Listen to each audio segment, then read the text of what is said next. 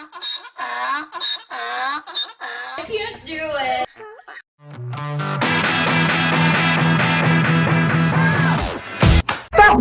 The episode 3 is pretty nuts because it really Episode was. 3 is pretty nuts.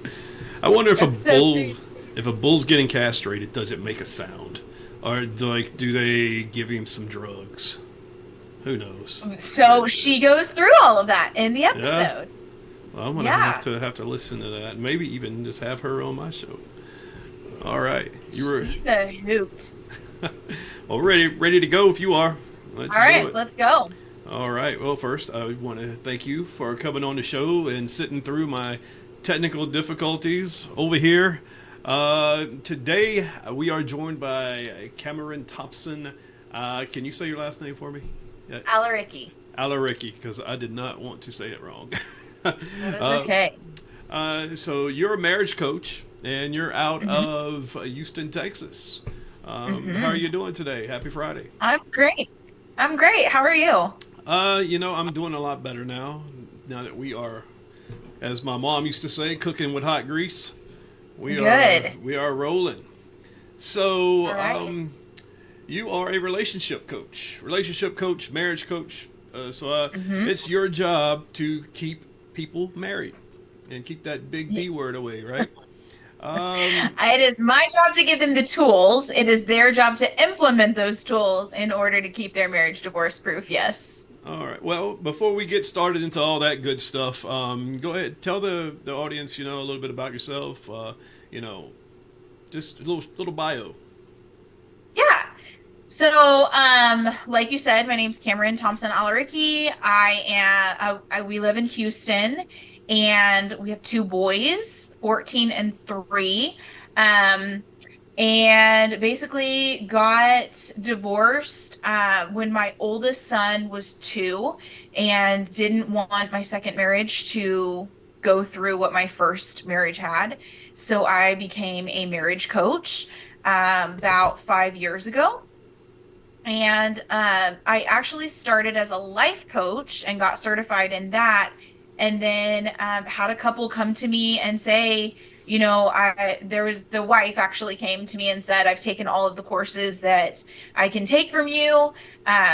Will you coach our marriage? And I was like, well, that's not really what I do. And she was like, well, it's either you or we get a divorce. And I was like, well, I mean, no pressure there, right? So I took a stab at it, and they're still together 5 years later, and I actually loved it. And so actually went to the Gottman Institute and did a few online courses of theirs, became certified in level 1 training there, and I'm working on my level 2 certification now.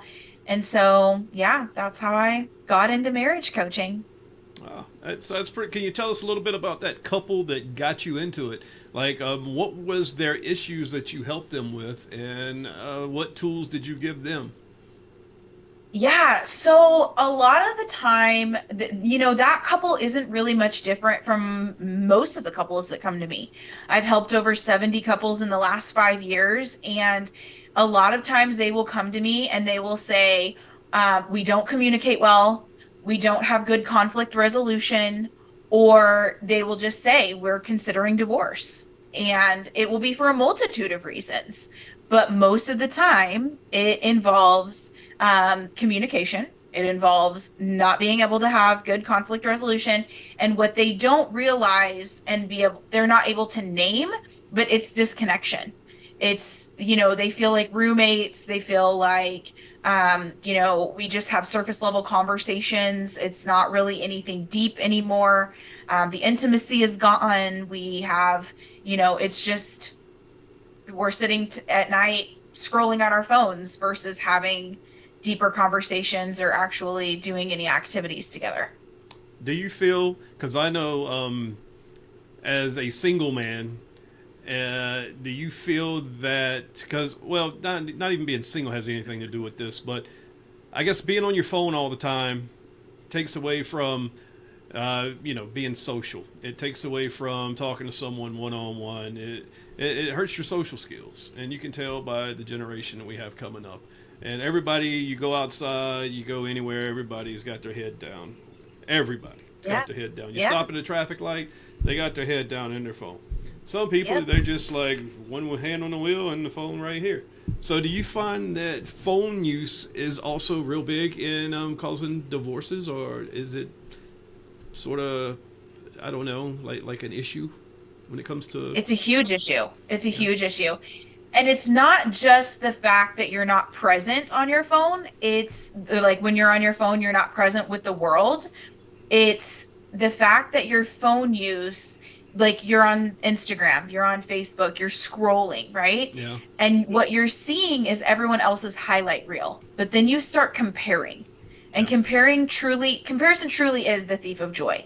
And so what happens is you're comparing your wife or your husband to, the neighbor down the street's wife or husband, or you're comparing it to Instagram models that have airbrushed and photoshopped their photos to where you're thinking, oh, well, the grass is greener on the other side. My wife doesn't really look like that anymore. So I'm going to start, I'm going to slide into this person's DMs and start talking to them, and I'm going to entertain them.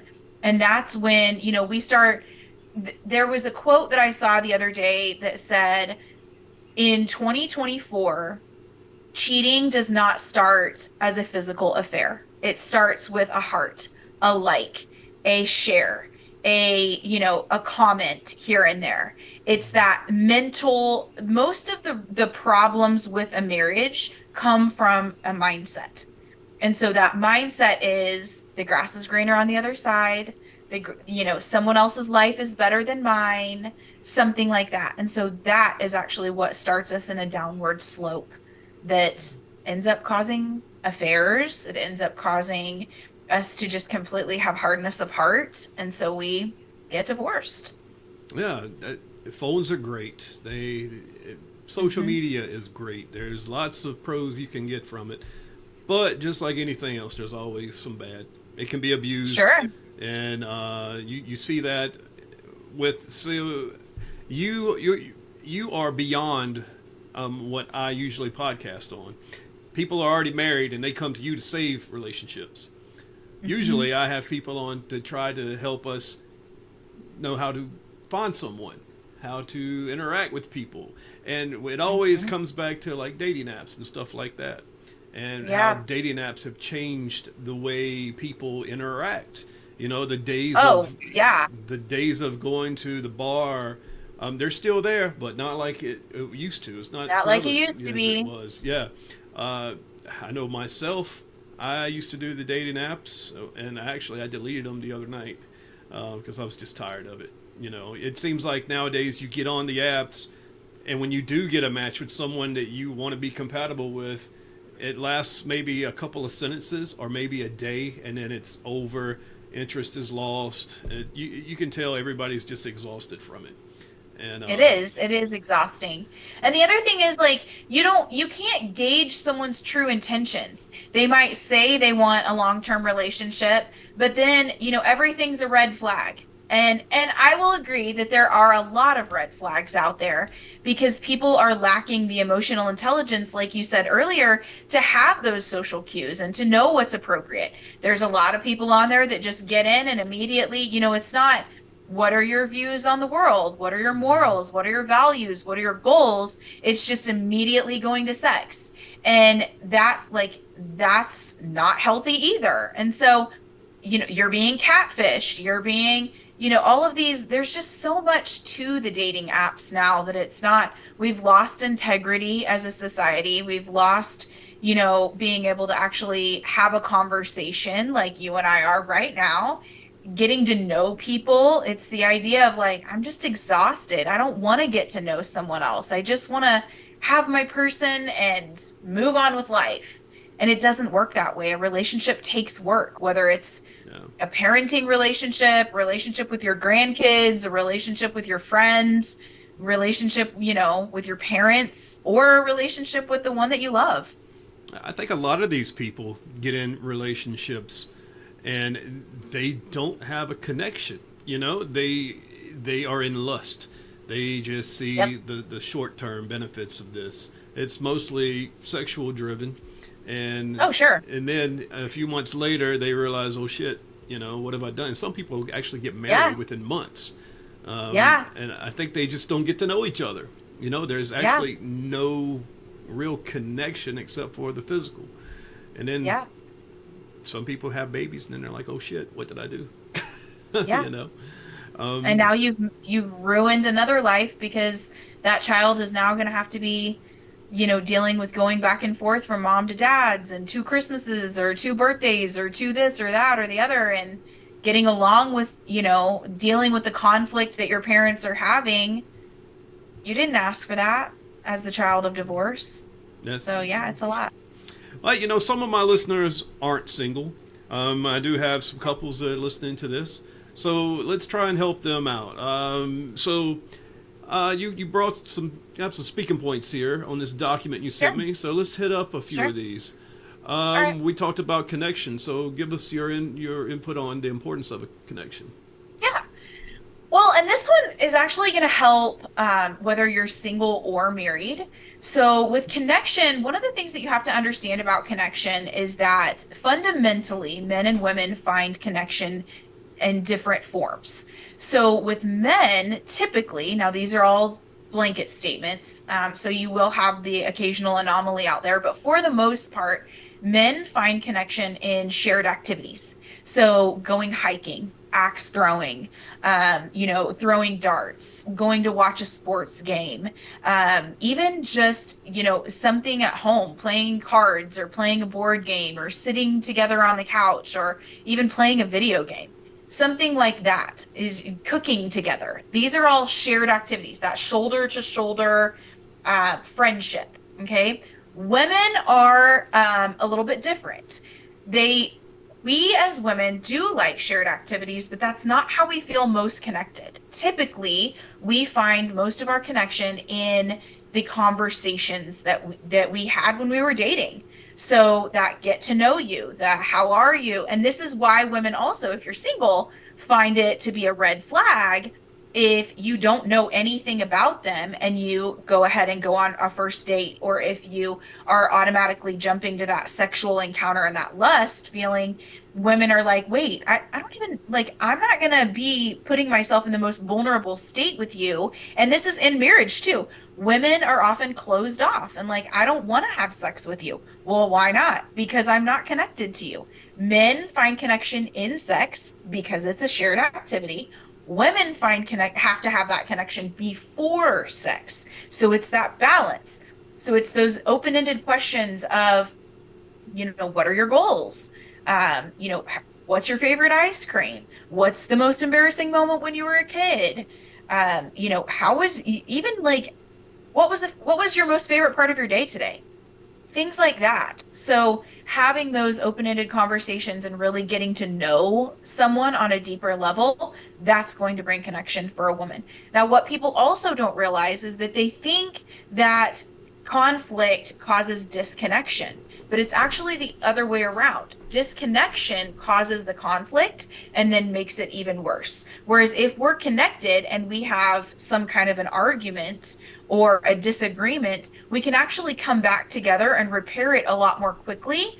But as people who are getting divorced or who have a lot of resentment build up, what they have found is that we've are disconnected, and then we get further and further disconnected, and more conflicts start happening, and we're disconnected even more and more and more and more, and then eventually we can't come back together because it's almost like we're enemies at this point because of the disconnection and the resentment that has been built up like bricks. And I think when someone checks out, they're checked out. Especially women. Women can check out and be completely done. It's over, no going back. Men say they'll check out, but they always will most of the time give a second chance or a third chance. But women just have a switch in them where they check out, boom, it's over. Forget it.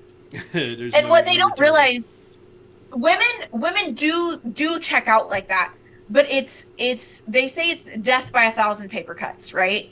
So those what women have happening is it's every time a man says, yeah, I'll change the light bulb, yeah, I'll take the trash out, yeah, I'll fill in the blank, and then it doesn't happen. a woman will lay a thin brick of resentment. And then every time a man says, I love you, but then will later say something hurtful, instead of talking about it and explaining, hey, that really hurt, a woman will lay another brick of resentment. And the bricks of resentment are either thick or thin. It doesn't matter. Either way, they're building a wall. And men do this too, the resentment, but you build this wall instead of actually communicating about your feelings, communicating what that experience was for you. And that's where that wall is built. There's no window, there's no door, and eventually there's no access to your partner. And that's where that emotional hardness of heart comes in, and you just check out. And then yeah, that's true. A woman will typically check out of a marriage 6 to 12 months before she actually files for divorce. Wow, that makes for some awkward moments around the house. That's when people start sleeping in separate bedrooms and Yep. yeah. Start sleeping in separate bedrooms. There's a lot of a passive aggressiveness going on. There's a lot of, like it's just cold. It's just cold. That's where the Mm. roommate feeling comes in. And you're like, dang, what's wrong with you? Well, what's wrong with me is a whole lot of crap that has been stuffed into a bottle and not talked about. And the blow up is, something small. You didn't pick a sock up. You left your jacket over the back of the couch. Something else. And she came along and picked it up and decided, you know what? That's it. We're done. I'm filing for divorce tomorrow. Wow, that's And petty. so she does. That's petty. And that's, you know what? That is the funniest thing about Yeah. it. And not funny like, haha, but like Yeah. so ironic. When you get divorced, the pettiest shit comes out of you. It's like dragons that you didn't even know were inside of you. I mean, it is ridiculous. It is the most petty, like grade school, elementary shit that comes out. I trust me. I know all about the pettiness because I may be guilty of that. I was in a almost 3 year relationship with a lady, and she checked out, and one thing led to another, and the last word she ever said to me was "Take care of yourself." So I was like, "Huh, okay, I will take care of myself." So I named my podcast that. So, so you talk about petty, yeah, and I get it, yeah. So fundamental differences between a man and a woman. Mhm. This is a big one right here. I mean, we know, what is it? Men are from Mars, women from Uranus, something like that. Women are Um, from Venus. Yeah. no, I like Uranus.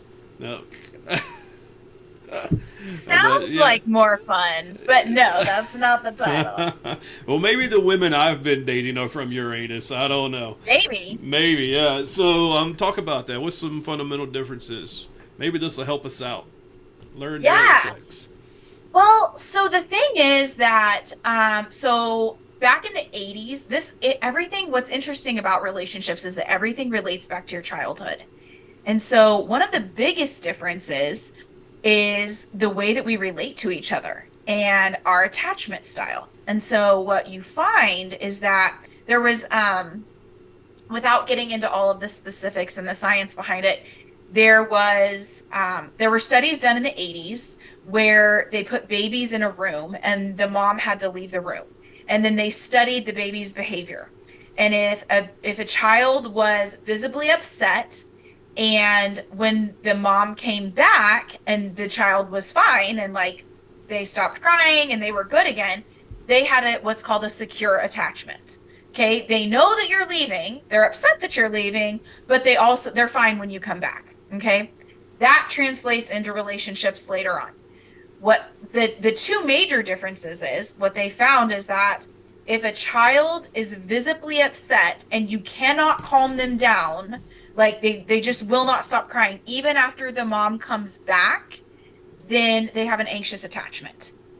If the child doesn't cry necessarily, but is like, you can tell they're in distress by other behaviors they're doing, and then they're still in distress when the mom comes back, they are an avoidant attachment. Now, here's what's interesting about this. So in the 80s, if you think back that far, women were still like they were entering the workforce, but they were still primarily at home taking care of the kids, right? So out of the people that had an insecure attachment, which was about 75% of the world, what happened was 75% of women or 75% of girls were anxious, 75% of boys were avoidant. Okay, so that's you and I's generation. All right. Now, the newest generation, what's happening, what's coming up is that, um, sorry, I gave you the wrong statistic. So that's actually what's happening now. What was happening then was that 80% of people were actually secure. So we've actually gone down. Our insecurities, our secure ability to be like, okay, my partner and I are in a fight, but we're gonna be okay. We're gonna work through this. That's gone. The majority of us now are so afraid of abandonment that what's happening is 75% of us are now insecure. And what happens is an anxious will always attract, or an insecure will always attract another insecure. Because if you're both secure, or if one of you is secure, that insecurity isn't going to be attractive at all. You're going to look at them and be like, wow, so many red flags. Ugh, get away from me. So what's happening is typically men are avoidant, typically women are anxious. So here's where we don't understand each other. We don't understand each other's attachment wounds and what we need. So what's happening in relationships is that, and you can have a secure attachment as a child and actually develop an insecure attachment in a relationship because of the way that your partner also behaves. You're going to mirror each other. And this is what people don't realize is that a lot of times when we get into relationships, our behaviors are going to trigger the other person, and whatever's triggered is then coming up and surfacing for you to fix. That's so it's like an awareness, like a light bulb that comes on that's like, oh, why am I upset about this? Why do I react this way? But we don't actually stop to think about that. It's just, oh, you know what? You make me feel anxious. You make me pissed off all the time. You make me want to put my fist through a wall. You make me want to numb out on my phone all the time, or you make me want to drink. So, peace out, Girl Scout. We're done. That's not necessarily the right thing, especially in a marriage. And this is where divorce and people quit too easily. They quit too quickly.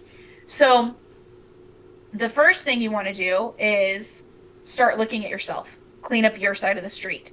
If you're avoidant and the thoughts that are going through your head because your partner is saying, questioning, blaming, shaming, criticizing, that's their anxious attachment. For you as a man, if you're thinking, God, nothing I do is ever going to be good enough. I'm so stupid. I'm a failure. All of these things. And then immediately you go to numb out, drugs, alcohol, numbing out on your phone, going to play golf for 9 hours a day, whatever the case may be, that's only triggering their anxious and attachment wounds even more.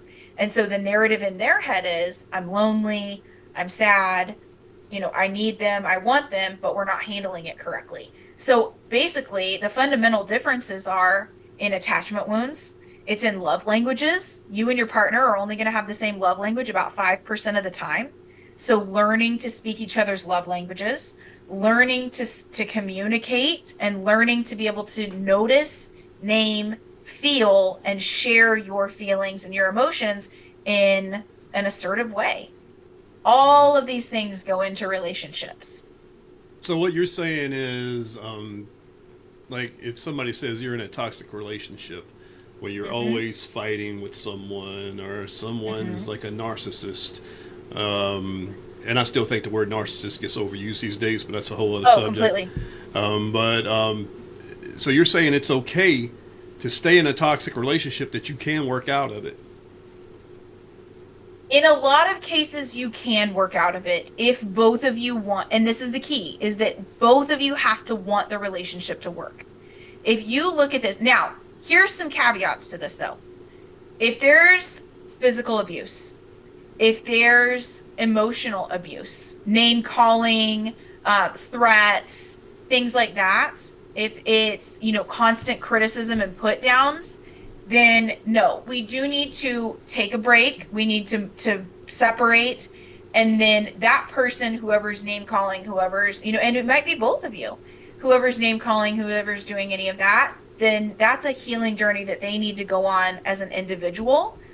Now, I will agree with you completely that narcissism is completely overused. Are more and more narcissists being created? Absolutely, because it's not something you're born with, it's something that's created. So that there are more of them being created. However, there are a lot of similarities between just having low emotional intelligence and narcissism. Everyone has narcissistic traits. It's like a spectrum, right? You Yeah. can either be fully narcissistic and have narcissistic personality disorder, or you can have a few narcissistic traits when you're mad and you're angry and you don't know how to handle that well. Like, it just kind of depends on who you are and how much, emotional intelligence you have. But that's what we need to work on is we need to look at that relationship and say, is this just low emotional intelligence? And we need to get help. We need to learn. We need to, apply better tools or even get better tools to apply. Or is this like fully toxic to where we're being emotionally abused and I feel like I'm in fight or flight all the time? My nervous system is dysregulated and I can't, like, I don't want to come home. I don't want to, you know, be out with this person anymore because they just make me feel like shit constantly. Or Mm-hmm. is this something that inherently, like, I like this person, I like who they are at their core, we share the same values, but our conflict resolution isn't there. We need better tools. So it's an evaluation process. Yeah. It seems like the word narcissist has become like a label, like a term of hate. A way of putting that scarlet letter on somebody. Oh yeah. Especially, I don't know. I really don't see too many men calling women narcissists because I don't date. I mean, I, it's usually women calling the men the narcissist because I know I've been hit with that label a couple of times, and it seems like that's just a way of saying, hey, you know what? Watch out for this guy. He did this to me, and now I'm angry. So he's a narcissist. And there's also other words like it's just become a label of hate, like the N word, like Yep. homophobic, like bigot, like you're transphobic. It's just like one of those toxic labels that has come out in the past. I don't know how long has that been out. Like the word narcissist has been out for a long time, but you really haven't heard it used the way it's been used, except for the past decade, probably. Sure. Yeah. Yeah. So it's The biggest skill that people need to realize about narcissism, a true narcissist does not have empathy for anyone, yeah. right? So they're not able to watch a really sad movie and feel anything about it. They're not able to look at what's happening over in Israel and Palestine, that whole issue. They're not Mm-hmm. able to look at, pictures of dying children and feel anything. They don't care. They don't care at all, right? They're able to say things to you that are the most hateful, vile, evil things to you and look you straight in your face and say them and feel absolutely nothing. Now, they are also able to sit there and say, "Oh yeah, I'm sorry. I know that that hurt you." They're able to lie, but truly they don't feel anything because they are manipulative. But if you see someone that's very compassionate, very kind, very loving and generous out in public, but then they turn towards you and they're rude to you or they say things to you, most likely that's a low emotional intelligence situation. Yeah. They don't have this self-awareness, they don't have this spousal awareness to say, oh, you know what, that creates a really shitty experience for this person. I probably shouldn't say it this way, or I should rephrase this to be a little bit softer or gentler. Nothing is worse than a insecure narcissistic person, a true narcissistic person. I mean, I'm assuming you can be insecure and be a narcissist, right? Well, it's all insecurity. Yeah. So narcissism is actually created by an immense amount of shame. So it is the most, honestly, if you look at narcissism and truly what it is, for someone who does have empathy, it's honestly heartbreaking that anyone could be a narcissist because it's the whole situation where you look at them and you're like, who hurt you? Who did such vile things to you and said such rude, horrible things to you that you would now have so much shame and be so broken inside that you're now projecting that onto everybody else and you can't see what you're doing for anyone else. Yeah. That's, I mean, it's ultimately shame and them trying to build themselves back up and quote unquote prove to the world that they really are enough, that they really are worthy, that they really are. And in the process of all of that, they're just awful. I know someone that's going through something like this right now, and it sounded to me like the guy is a complete narcissistic, insecure human being. He he ended a friendship because they're neighbors. So he ended the friendship because he was playing a song. Who do you love? You ever heard that song? Who do you love? Okay, he was playing Yep. that song, thinking that the guy was playing it, trying to get his wife to think, because he thinks that the neighbor liked his wife, right? And then he was saying that the neighbor looked like her ex-husband and all this Oh, other wow. stuff. Yeah, it's kind of a whole messed up situation. But yeah, he's got her under his thumb, and we all feel bad for her, man, because we all know what it is. She's trapped and doesn't know what to do, and Yeah. yeah, it's just some people can be terrible like that. But I do know one thing: I am not a narcissist because I cry at every freaking movie I watch. I cried at a cartoon the other night, and I just watched The Walking Dead. For those who lived, have you seen that one? You watched The Walking I have Dead? not. I Well, don't. I watched the season finale of that and freaking cried my eyes out. I was like, oh my god, I got to stop watching this shit. But anyway, there you go. I'm not a narcissist. If you ever question whether you're a narcissist or not, you're probably not. You may Yeah. have low emotional intelligence, but you're probably not a narcissist if you're asking if you're a narcissist. Does that mean if I cry at all these movies, I have low emotional intelligence? Not necessarily. No. There's a lot that goes into that too. I have never heard that term before. What low emotional intelligence? Hmm. Can you break that down for me? Can you explain it a little bit? Yeah, emotional intelligence, there's a lot of components to emotional intelligence, but Mm-hmm. basically, someone who has, we'll flip it and say someone who has high emotional intelligence is able to notice, name, feel, and share their emotions. They're able to notice other people's emotions and notice the experience that's being created for them.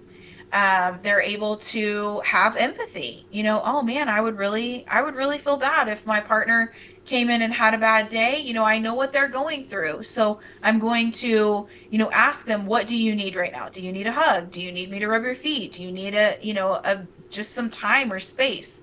Things like that. So it's self reflection, self knowledge and being self-awareness. There we go. That was the word that I was thinking of. And then it's also others awareness. It's social cues. It's being able to um, pick up on what's going on, like reading the room, for example, being able to see what's going on for others. And it's being able to decipher all of this and not just with, you and your partner, but also with kids. It's being able to have patience. It's being able to, have generosity and love and caring and being able to not be judgmental all the time, just different things like that. Like there's a lot of different components to it, but for the most part, it's what allows you to communicate well. It's what allows you to have an assertive communication style versus passive aggressive or passive aggressive. So there's a lot to it, but having high emotional intelligence, if you are someone who has high emotional intelligence and your partner also has high emotional intelligence, the chances of you getting divorced are very slim. Mm.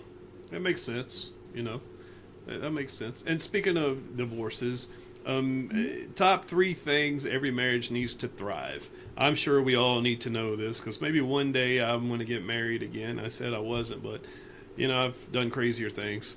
So Never say never. never say never, right? That's what they say. You know what? I did do some crazy stuff last year. Met a girl on Facebook dating and got engaged to her 3 weeks after. There's a story to it, though. It wasn't low emotional intelligence, but maybe that was just low intelligence. There was nothing emotional That about was, yeah, that it. was Yeah. impulsivity. Uh, That there might have been some low emotional intelligence to that. Impulsivity mm, typically does have that, but yeah. we can get into that another time. Yeah. Yeah. Um, She was rich. so the three Yeah. things that marriages truly need, or any relationship truly needs Mm, to thrive, right? yeah. So any romantic relationship, you're going to think of it like a house. Okay. So your load-bearing walls, okay, if you're drawing this out on a 2D piece of paper or whatever, one wall is going to be commitment. Obviously, you can't make a marriage work if both of you aren't fully committed and talking about what does commitment truly look like to you. Mm, The second wall is going to be trust. Do your actions match your words? Is your partner, are you cheating? Are you, following half naked people on Instagram? Are you, if your partner asks you, hey, would you not do this because it, creates a negative experience for me? Are you actually following through with that? And can they trust you? Are you trustworthy? This is where a lot of people are screwing up in today's society, is that load bearing wall is falling in, and now you don't have a house, you just have a pile of rubble. And then what fills that house is friendship. Do you let your partner into your world? Do you let them know what's going on? Do you keep trying to get to know them even after the dating season ends and you're now married? Or do you have the thought process of like, well, we already asked all these questions when we were dating, so I don't need to ask him anymore? So you're still continuing to get to know your partner, because your partner's going to change when you have kids, when you become an empty nester, when you change jobs, when you move, when, like, all these different life seasons are going to create change. So as we go up the rung of friendship, are you allowing them into your world? Are you sharing that world? Do you guys have shared activities that you like together? And do you have hobbies that are apart from each other? Do you have, common values and dreams that you want to build together? Do you let them in on those? And are you working towards a true partnership? And do you both understand what that partnership truly looks like? Do you truly enjoy each other? When your partner bids for your connection by saying things like, "Oh, I think it might rain today." Do you, continue scrolling through your phone and completely ignore them? Or do you, make a comment back of like, "Oh, I think I saw in the weather app that it's supposed to rain from 1 to 3, but then it's supposed to clear off." Things like that. Are you turning towards each other, or are you dismissive, disrespectful, all of that, and creating negative experiences for each other? So those are the three things: trust, commitment, and friendship. okay. You're really good at this. You're really good at this. How many marriages? How many marriages have you saved? Do you think? I have a 93% success rate. So, What happened with the other and seven? they get into coaching, and typically, not to throw men under the bus here, but this is what happens, is that the avoidant says, "This is too hard. I don't want to get in touch with my feelings. I don't." And it's not all feelings. Coaching is not all feelings. But when it is like, "Hey, you're creating a negative experience for your partner," they say, "No, I'm not." And they're dismissive, and they don't want to do the work. They were drugged Mm, there by their wife most of the time, and their wife said, "We're either doing this or we're getting a divorce." The husband doesn't want to be there, so he doesn't fully commit. He doesn't want to put in the work, and so it doesn't work. And so he quits. And mm. then that last brick of resentment is laid, and they're done. Yeah, that sounds about right. Yeah, because I bet Yeah. men probably think, "Oh, this is just a waste of time." That's probably why. I bet majority of the women go to therapy as far as men, because men go in there with that attitude. They already have walls up, and they're, I don't want Yep. to do this. It's a waste of time, waste of Yep. money. You know. I don't need to talk about my feelings. I don't need to. And that's what's great about coaching versus therapy. The problem is that a lot of people have already gone to so many different therapists that haven't worked because of the modality that they use. Mm-hmm. And so men are like, they already are skeptical of coaching. And coaching is a lot different. With my program, especially, it's not just one time a week where you're going in and sitting on a couch and talking. Well, how does that make you feel? I might ask you that question twice in a year-long period of working with me. For the most part, we're going to think of it like sports. So you and your partner come to me, you're telling me what the problem is. Hey, we're losing all our games here. We're fighting over everything. We can't become a team. Okay, great. Here's a play I want you to run. Here's what I want you to try. And I'm going to offer you Voxer support throughout the week between this session and your next session. Go run the play. Let me know how it works for you. So let's say then on Monday, you guys get into a tiff. You don't need to wait until Thursday's session to go over it. On Monday, you're going to come back to me and you're going to say, through Voxer, here's my story, here's her story, and then I'm going to listen to both of them and say, okay, so here's what's going on. We're going to revamp that play a little bit. Going to go run it again, and then let me know how it works. And then on Thursday, when you actually come back to me for a session through Zoom, then we're actually going to go through things that are going to help you progress. So it's not always rehashing the past. We're actually moving forward, and you see Mm. progression within 3 to 4 sessions instead of being on a couch for a year, 2, 3, 4 years and saying, we're not getting anywhere. We're just talking about the past all the time. And we have no support in between.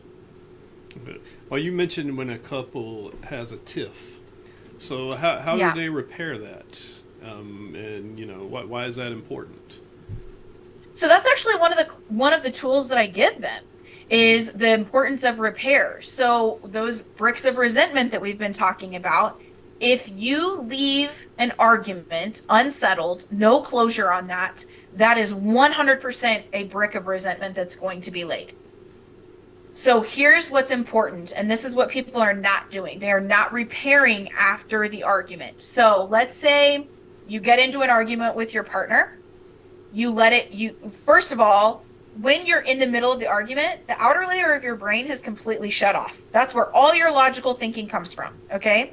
Now, men, I'm really sorry to tell you this, but women are emotional already. All right. So if she's having an emotional breakdown and you try to fix it, because God bless you, that's your nature, you are a fixer. If you try to fix that with logic, she is going to tell you to F off real quick. Like that's because she can't even process the logic that you're giving her because her outer layer of her brain is shut off. Okay. So you got to wait until she's calmed down, and telling her to calm down is, again, going to get you flipped off or punched in the face. Like, Mm. it's not going to work out for you. Yeah. So we're going to wait. All right. Both of you are going to wait until you're in a calm headspace. Anything more than 24 hours, you're stonewalling and you're choosing to be a baby about this. Like, we're gonna need to come back before 24 hours. So more than 1 hour, less than 24. Okay. We're gonna need to come back and say, hey, for me, this is what happened. So I got flooded when you said this. Okay. Yeah. And then you're gonna need to own your part. This is a really big part of it. You're going to need to own your part. Yep, I did say that. I actually didn't mean that. I meant this. Or, okay, can you tell me more about that? You're getting curious in this case instead of coming from a place of judgment. So come from a posture of curiosity and compassion versus defensiveness, anger, all of that. You're going to talk about each of your experiences. You're going to apologize. And an apology is, it is not, I'm sorry you feel that way. It is, I'm sorry for, I know that whatever behavior impacted you by fill in the blank. In the future, I will fill in the blank. I need. So actually telling them, I need a hug from you before you leave for work. I need to know that you are, hearing me when I ask you to take out the trash, whatever the case is. Okay. So I need, and then state what your need is, and then forgiving, will you forgive me? And moving on with changed behavior. That is a really important detail right there, is changing the behavior. Because if you're just saying I'm sorry all the time, but you're not actually changing the behavior, now you're just manipulating. So repairing those arguments is actually bringing closure. It's helping you grow together. It's helping you move forward. And it's actually helping you to have a stronger relationship and use that conflict as a source of connection instead of it just being conflict and being a problem all the time. Okay. So wait Yeah. 24 hours, or maybe a little less than 24 hours. It's like Yeah. everybody says, when you're upset, don't send that email right away. Don't knee-jerk reaction. 100%. Don't make that Facebook post. Wait 24 hours, think about it, let it marinate in your brain, and then maybe you'll be less aggressive in your response. Or maybe even waiting 5 or 6 hours. Or, Yeah. and here's the other thing is being mindful of the time that you're starting conversations. Don't have big conversations when you guys are getting ready for bed. Like, you're tired. You're too exhausted to have this conversation. But if you do get into an argument before bed, make sure that you end it on a way of like, hey, I still love you. We're going to be okay. But now is not the time to talk about this. Cool. Go to sleep. Sometimes a good night's rest in the morning, you wake up and you're like, I'm an idiot. Why did I even think this? Why did I even say this? This is not that big of a deal. And you apologize and go on about your day. Or you wake up in the morning and you have a lot more clarity, you feel better. Do the repair before you go to work. Start your day off on a good note and then, move on. Yeah. So you also have up here 6 types of conversations couples should be having. I feel like you've kind of touched on this with some of your other comments, but I don't know. What are 6 conversations couples should be having? Yeah. I guarantee you that every single person that's in a relationship that is one of your listeners is killing it at number 1, and that is information sharing. How was your day? This is what I've got going on. Got a big project at work, blah, blah, blah. But that's the basic worst. surface level shit. Yeah, yes. And this is what makes you feel like a roommate. Okay. So you're killing it. Good job. Way to go. Now we need to work on the other 5. And the other 5 are the second one is teamwork. Okay. Hey, I'm taking, this kid to the dentist this week. Can you handle trash duty? I'm going to pay this bill. Can you pay that bill? Things like that. So teamwork. What are we doing as a team? Yes, I am interrupting this podcast because I hate to say it, but 47 minutes in, we somehow lost the rest of this podcast. We did an hour, so 13 minutes of this is gone, and there was some really good content here. So I just want to apologize to Kameran. She's an amazing guest, and I hate that this information that she put out at the end didn't come through. But I do want to tell all of you to please go to her social media, check her out. If your relationship is in jeopardy and you need some help or you just need a guide to help make a solid foundation, see Kameran. She's at coaching at recognizingpotential.com. Her Instagram is divorce.proof.marriage. And you can go to her website, which is recognizingpotential.com. Once again, I just want to apologize to Kameran, and hopefully this will never happen again. But anyway, this is Mike, and we will see you later. Until next time, bye.